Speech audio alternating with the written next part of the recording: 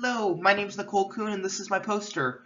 I did my culturally responsive literacy assignment uh, on a research project.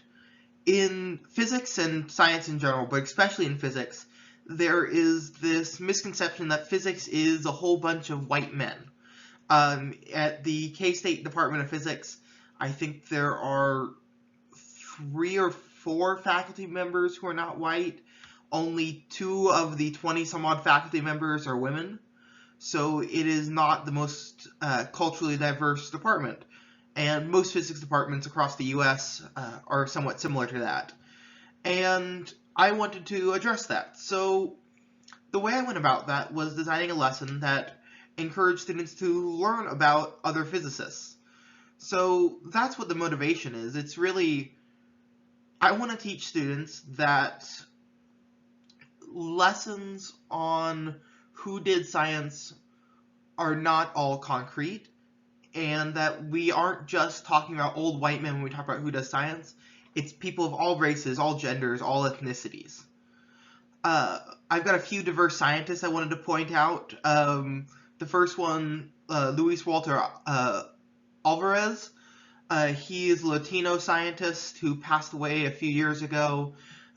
He did his research in hydrogen bubbling and discovered resonance states of electrons, which is really cool.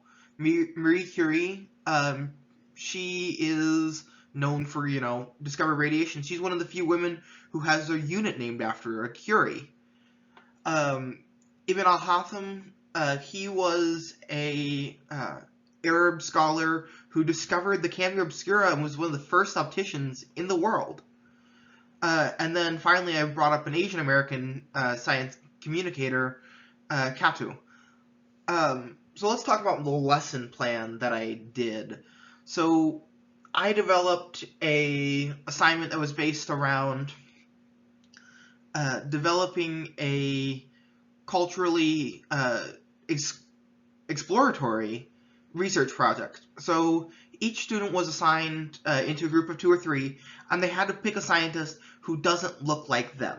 So that means that any 2 white students could pick an Asian American scientist. This does allow for students of historically disadvantaged backgrounds to research white scientists, but I think that's fine. I think it's good to learn about people who aren't like you. I had them work in teams of 2 to 3 because I've seen that that's a great way to create a structure that really helps people of all backgrounds succeed. I had students try to look up both primary and secondary resources to actually try to get some of that research background, to really practice that literacy research rather than a scientific research, and really trying to dig into sources and see what they can find out about people. And then developing poster, communicating their information. That reinforces what they learned, and then what they're doing, and once they see everyone else's posters, they're learning about them. When they give a spiel, like I'm giving right now, they communicate more about their scientists, but they're also then ingraining it into themselves. They're testing themselves. They're exploring their scientists more and really understanding that scientist. Cross-cultural benefits. This lesson was centered around cross-cultural communication. So we're wanting students to learn all about different cultures and how scientists exist across all of them. So it really does focus on that crossing cultures because they're not working with other ones. Finally, I've got my student spotlight. My student spotlight is about a student named Tyreek. I'm a Kansas City fan. I name everything after Kansas City football players. He is an African-American student who is only used to seeing white scientists and doesn't ever see anyone who looks like him, but he loves math.